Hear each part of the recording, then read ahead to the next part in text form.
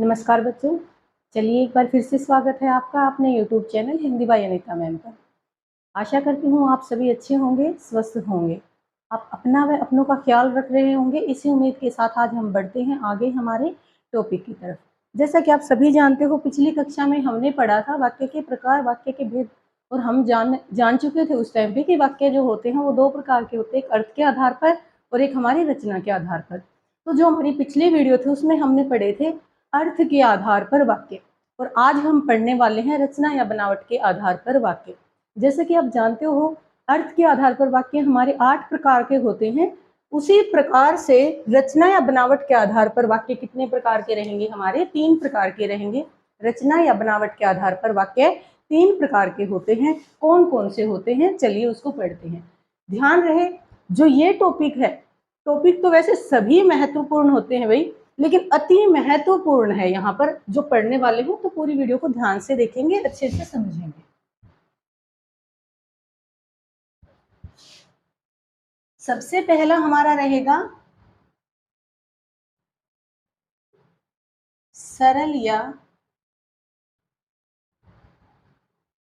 साधारण वाक्य।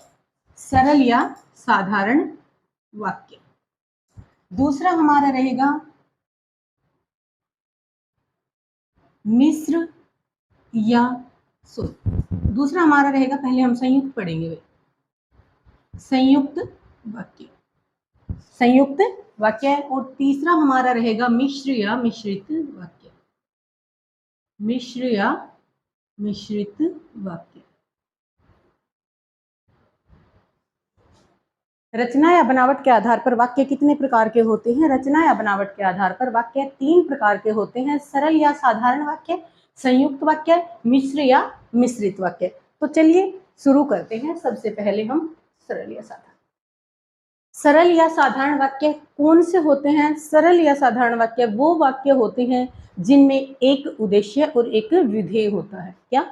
एक उद्देश्य और एक विधेय होता है। अब आप सोच रहे उद्देश्य और विधेय क्या होता है? तो हमारी वाक्य की जो सबसे पहली वीडियो है, वाक्य भाग 1 है, उसमें मैंने उद्देश्य और विधेय करवा रखा है। जिस बच्चे ने वो वीडियो नहीं देखी है, एक बार उद्देश्य और विधेय जरूर देख लेना। वाक्य की सबसे पहली वीडियो है वाक्य भाग 1, तो वहां पर आपको उद्देश्य और विधेय मिलेंगे। तो वही चीज यहाँ मैं डिस्कस कर रही हूँ। वैसे शॉर्ट में अगर मैं बताऊं तो उद्देश्य किसी भी वाक्य का जो कर्ता होता है वो क्या होता है? उद्देश्य होता है।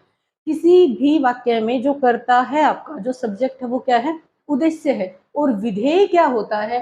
उस वाक्य की जो क्रिया होती है वो क्या होती है? विधेय। अगर आपको ज्यादा डिटेल में पढ़ना है तो उस वीडियो को एक बार आप देख लेंगे। तो जिन वाक्यों में एक उद्देश्य और एक विधेय रहेगा वो आपके क्या कहलाएंगे? सरल या साधारण वाक्य। किस प्रकार से? जैसे मैंने कहा,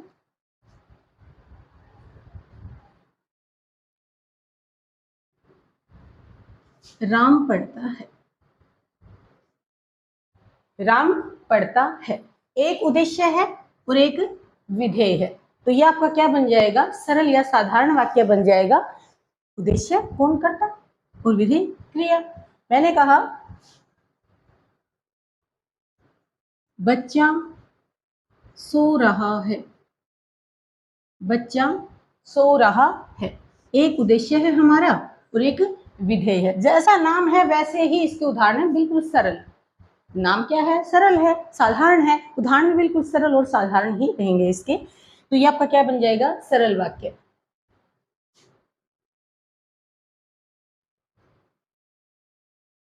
अध्यापिका पढ़ा रही है, अध्यापिका पढ़ा रही है। अध्यापिका उद्देश्य और पढ़ा रही है आपका क्या है? विधेय है, सरल। एक उद्देश्य और एक विधेय आ जाए, वो आपके सारे के सारे क्या कहलाएंगे? सरल वाक्य कहलाएंगे।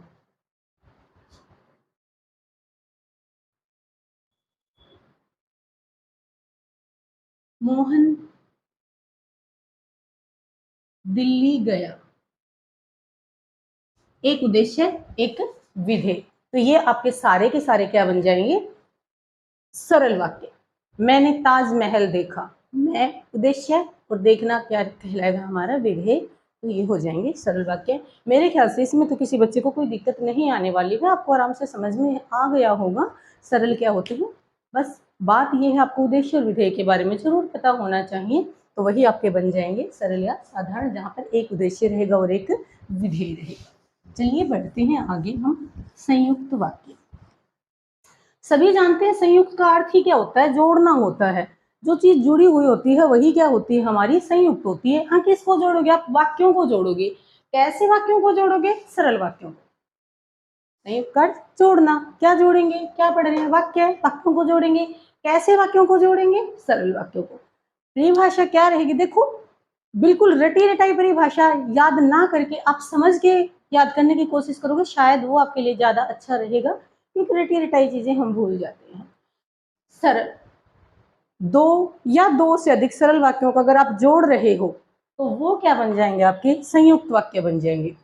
दो हैं सरल वाक्य, तीन हैं, चार हैं, पांच है, अगर उनको आप जोड़ देते हो तो वो वाक्य जो बनेगा वो क्या बनेगा, संयुक्त वाक्य।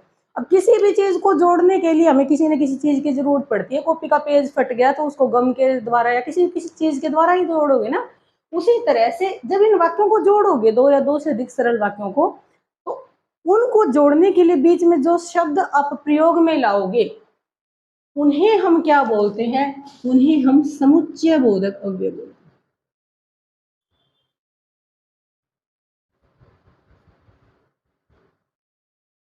समुच्चय,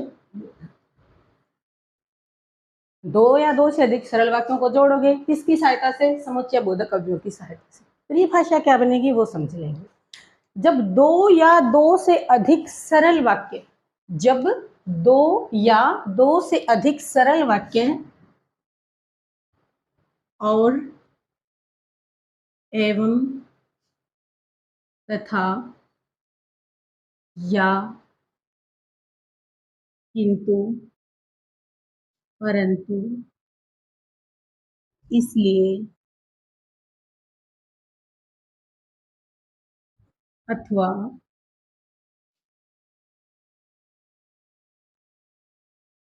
आदि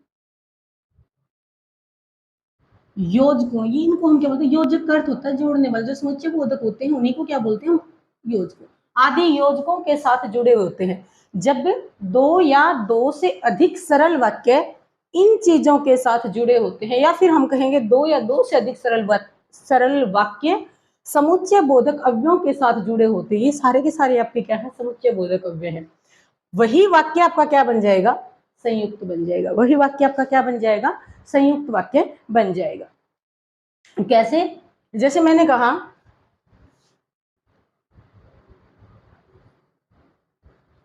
राम पढ़ता है और श्याम लिखता है। राम पढ़ता है और श्याम लिखता है। अब यहां पर क्या जोड़ा गया है, एक वाक्य हमारे पास राम पढ़ता है और दूसरा हमारे पास है श्याम लिखता है। जब आप इन दो वाक्यों को जोड़ के एक ही वाक्य बना दोगे तो वो आपका क्या बन जाएगा, संयुक्त वाक्य बन जाएगा। और बीच में क्या लगाया, ये चीज अनिवार्य है, ध्यान रहे। संयुक्त वाक्य में ऐसा नहीं कि सिर्फ उद्देश्य विधेय दो या दो से ज्यादा मिल जाएंगे आपको, यहाँ पर आपको ये योजक चिन्ह समुच्चय बोधक जरूर मिलेंगे भाई, ठीक है ना। ये चीज आपको याद रखनी है, रट्टा नहीं लगाओगे, और ये चीज तो आपको मिलेंगी ही मिलेंगी इसमें, संयुक्त वाक्य में। जैसे मैंने कहा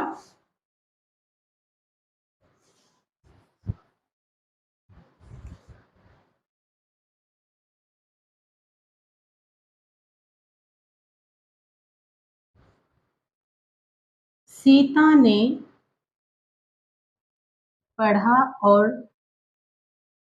लिखा। सीता ने पढ़ा और लिखा। अब यहां पर देखो, यहां कई बार बच्चों से जब पूछा जाता है तो बच्चे इसको बताते हैं जी सरल वाक्य है। क्यों, क्योंकि एक उद्देश्य दे रखा है सीता, एक उद्देश्य दे रखा है सीता। तो ऐसा नहीं है भाई, यहाँ पे ध्यान से देखो। अगर कोई आपको ये कहे इस वाक्य को अलग, हम अगली वीडियो पढ़ेंगे एक और वाक्य की, वाक्य संश्लेषण और वाक्य विश्लेषण, उसमें मैं आपको बताऊंगी। फिलहाल यहाँ एक बार आप समझने की कोशिश करेंगे। हमने लिख दिया सीता ने पढ़ा, एक वाक्य हो गया। अभी दूसरा हमने लिख दिया सीता ने लिखा। हमारे पास दो वाक्य हैं, सीता ने पढ़ा, दूसरा वाक्य है सीता ने लिखा।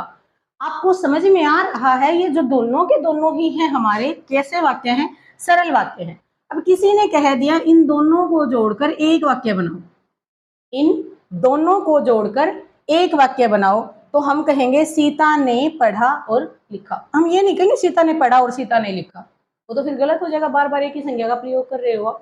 तो अब क्या लिखोगे, सीता ने पढ़ा और लिखा। दो को जोड़ा है, दो या दो से अधिक सरल वाक्य जुड़े हुए हैं, और साथ में क्या आया हुआ है, समुच्चय भी आया हुआ है, योजक चिन्ह भी आया हुआ है, सॉरी योजक शब्द भी आया हुआ है।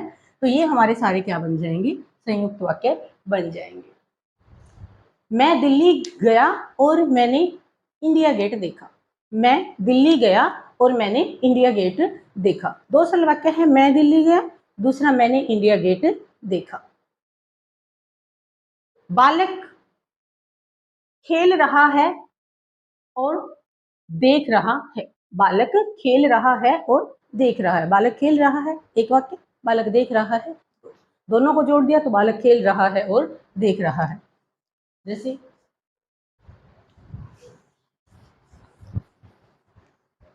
एक वो देखो,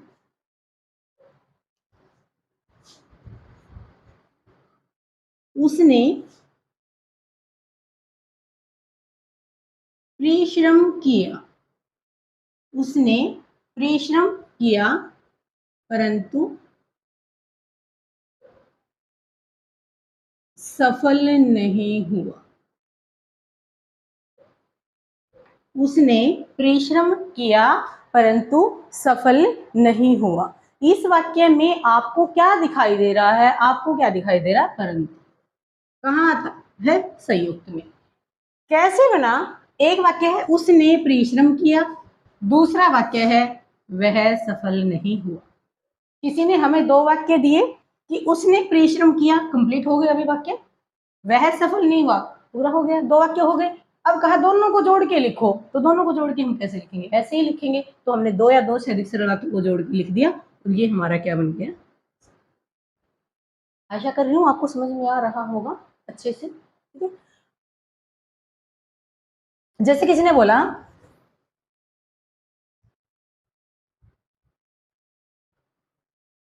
मैं बाजार गया और पुस्तक खरीदी। मैं बाजार गया और मैंने पुस्तक खरीदी, मैंने पुस्तक खरीदी। तो यहाँ हमारे पास दो वाक्य हैं, मैं बाजार गया, दूसरा मैंने पुस्तक खरीदी। दोनों को जोड़ दिया किसके साथ, इसके साथ, क्या बन गया। लेकिन कोई कह रहा है, ये तो आपको पता चल गया कैसा वाक्य है, हमारा संयुक्त वाक्य है। कैसा वाक्य है, संयुक्त वाक्य है। लेकिन किसी ने कहा इस संयुक्त वाक्य को किस में बदलो, सरल वाक्य में। वाक्य चेंज करने हैं, जो हमारी अगली वीडियो रहेगी ना, वाक्य की लास्ट वीडियो करेंगे हम, वाक्य संश्लेषण विश्लेषण, उसी में सरल से संयुक्त बनाना और संयुक्त से सरल बनाना हम पढ़ेंगे। तो आप क्या लिखोगे, मैंने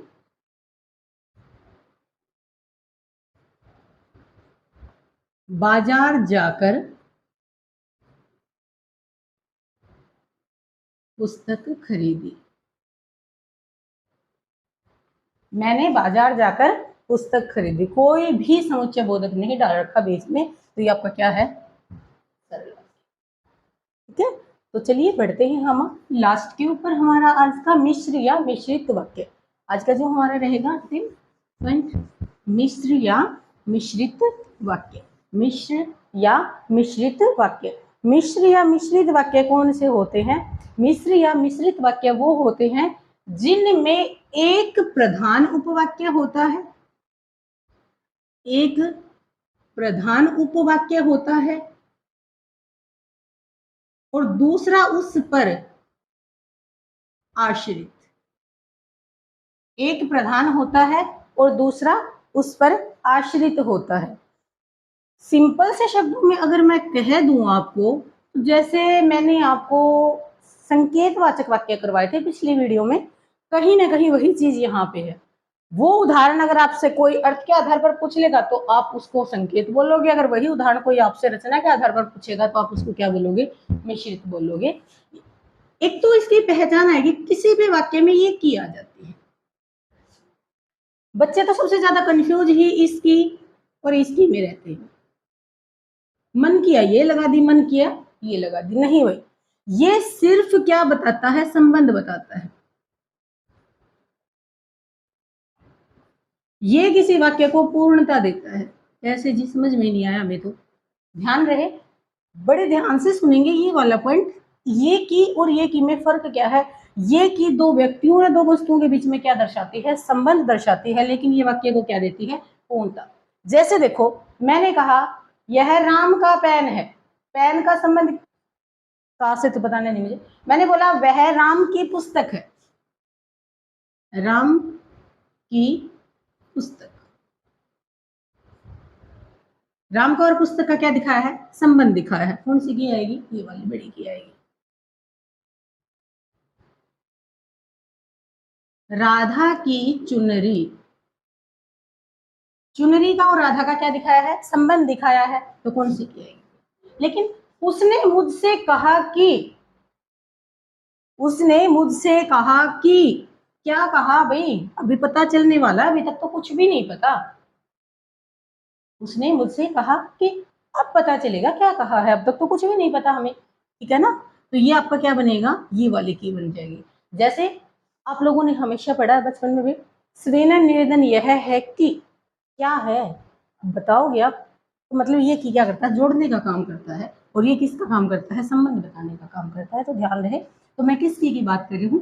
इसकी।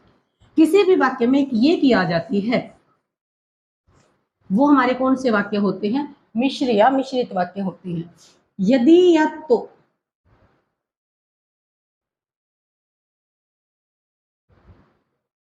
जैसा वैसा, जिसका उसका,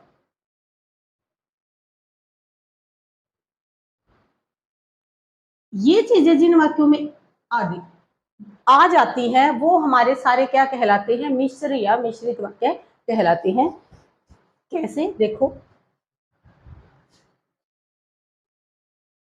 उसने कहा कि आज, उसने कहा कि वह आज नहीं आएगा, नहीं आएगा, उसने कहा कि वह आज नहीं आएगा। तो ये की आ गई, आपको पता चल गया कौन सा वाक्य है हमारा? मिश्र वाक्य है।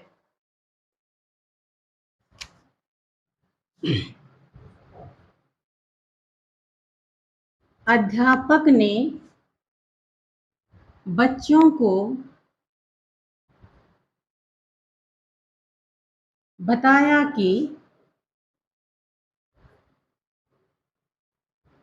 उनकी परीक्षा आने वाली है, उनकी परीक्षा होने वाली है। तो अध्यापक ने बच्चों को बताया कि क्या? अब बता रहा है ना, उनकी परीक्षा होने वाली। तो वो सारे के सारे आपके क्या बनेंगे? मिश्र।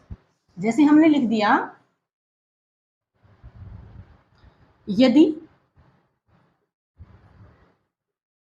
तुम मेरे घर आओगे, आओगे तो हम पढ़ाई करेंगे, करेंगे। यदि तुम मेरे घर आओगे तो हम पढ़ाई करेंगे। यदि परिश्रम करोगे तो सफल हो जाओगे। तो इस तरह के सारे आपके क्या बनेंगे? जैसे ही